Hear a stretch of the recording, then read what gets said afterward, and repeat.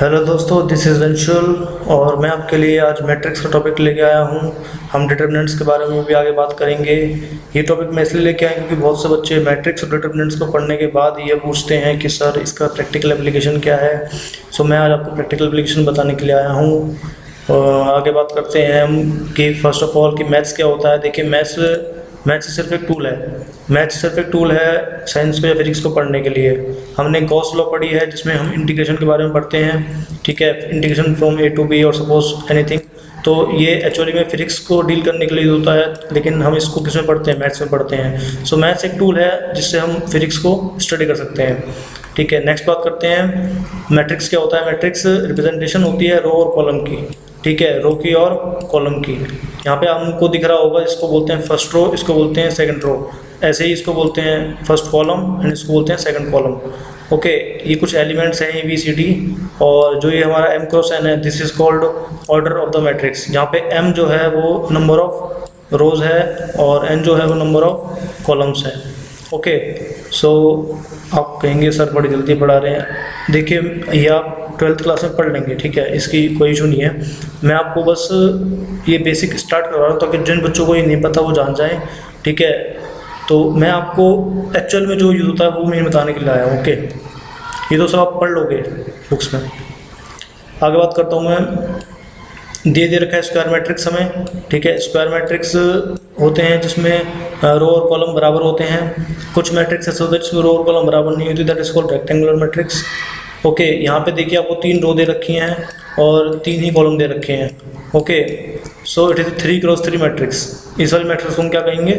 It is a 3 cross 3 matrix. Okay, so आगे बात करते हैं। एक एग्जांपल लेते हैं कि राम के पास 2 पेन हैं, 3 इरेजर हैं और 1 नोटबुक है। सीता के पास 5 पेन हैं, 2 इरेजर है और 3 नोटबुक है। लक्ष्मण के पास 1 पेन है, 5 इरेजर है और 2 नोटबुक है। तो इसको हम रिप्रेजेंट कैसे करेंगे मैट्रिक्स की फॉर्म में? पेन, इरेजर, नोटबुक हम ऊपर लिख देंगे, राम, सीता एंड लक्ष्मण हम वर्टिकल में लिख देंगे लेफ्ट वर्ड्स। उसके बाद देखिए, हमने बोला राम के पास 2 पेन हैं, सो पेन और राम को इंटरसेक्शन पे जो आएगा एलिमेंट उसको हम 2 लिख देंगे। तो ऐसे ही हम आइडेंटिफाई कर सकते हैं। Suppose I have to find कि लक्ष्मण के पास कितने नोटबुक्स हैं, तो लक्ष्मण की लाइन को यहाँ एक्सटेंड किया, नोटबुक की लाइन को एक्सटेंड किया, जहाँ पे दोनों लाइन आपस में कट कर रही हो, ठीक है, that will be the given answer. तो हम ये कह सकते हैं लक्ष्मण के पास 2 नोटबुक्स हैं, ठीक है। नेक्स्ट बात करते हैं मैट्रिक्स होता क्या है। मैंने आपको बताया मैट्रिक्स वेक्टर्स का रिप्रेजेंटेशन होता है, ठीक है। वेक्टर्स की डायरेक्शन को चेंज करता है, उसकी एंगल को चेंज करता है और उसको स्केल और डी स्केल करता है मैट्रिक्स।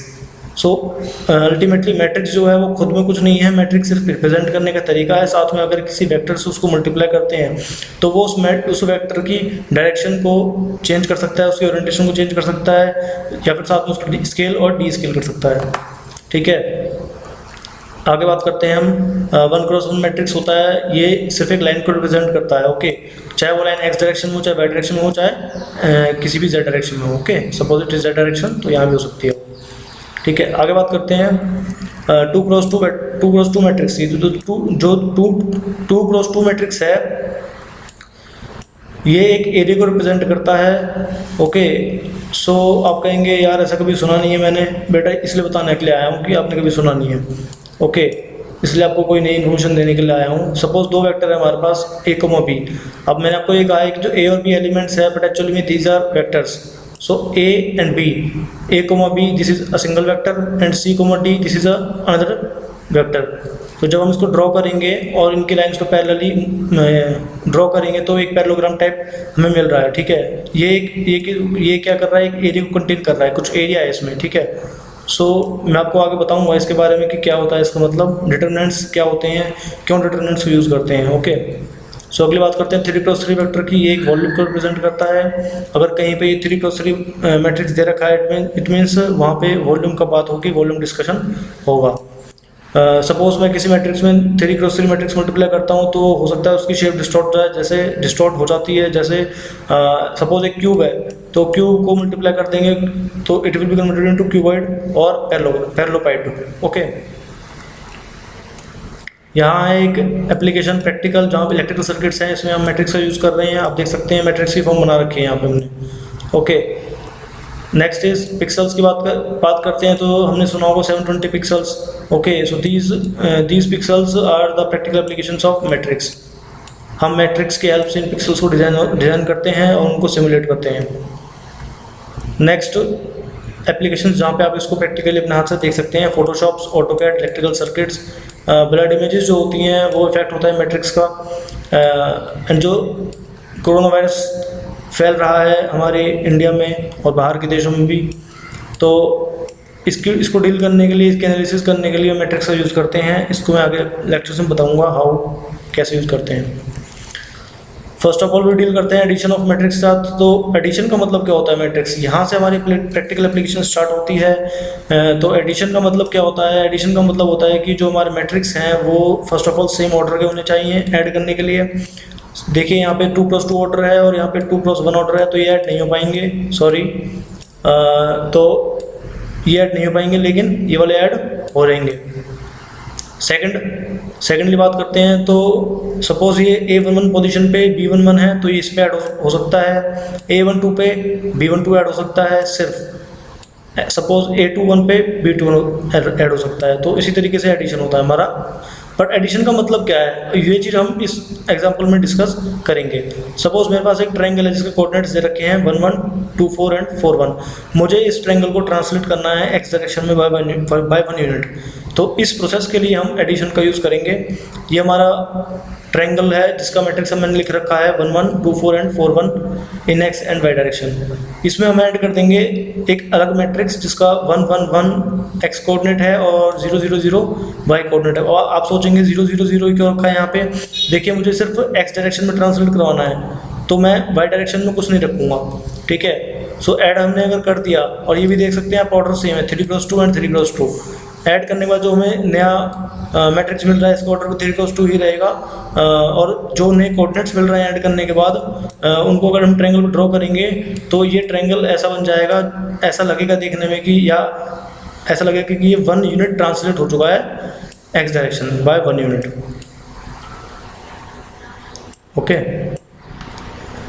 अगली बात करते हैं हम मल्टीप्लिकेशन की। तो मल्टीप्लिकेशन हम क्या करते हैं, मैंने बताया वेक्टर्स को हम, ये सपोज एक वेक्टर है 2+1, इसको हमने इस मैट्रिक्स से मल्टीप्लाई कर दिया है।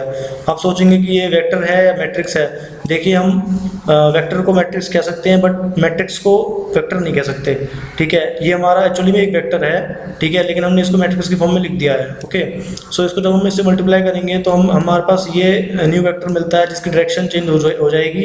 इसको मैं एक एग्जाम्पल के साथ आपको दिखाऊंगा। सेकंड बात मल्टीप्लिकेशन में इंपॉर्टेंट क्या होती है कि हमने जैसे a इंटू बी किया है, suppose it is a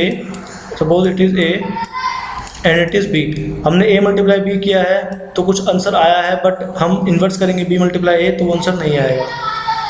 okay, so multiplication के लिए एक इम्पोर्टेंट कंडीशन क्या होती है मल्टीप्लिकेशन के लिए, कि जो भी दो मैट्रिक्स मल्टीप्लाई हो रहे हैं उसमें suppose it is n and it is p, तो n और p बराबर होने चाहिए तभी दो मैट्रिक्स मल्टीप्लाई हो सकते हैं। ओके, नेक्स्ट बात करते हैं हम कि सपोज एक एग्जांपल लेते हैं 2×2 वेक्टर है, ठीक है। ये हमारा वेक्टर दिख रहा है 2,2। अब मुझे इस वेक्टर की डायरेक्शन चेंज करनी है, साथ में इसको स्केल भी करना है। तो मैं क्या करूँगा, इसको एक मैट्रिक्स के साथ मल्टीप्लाई करूँगा।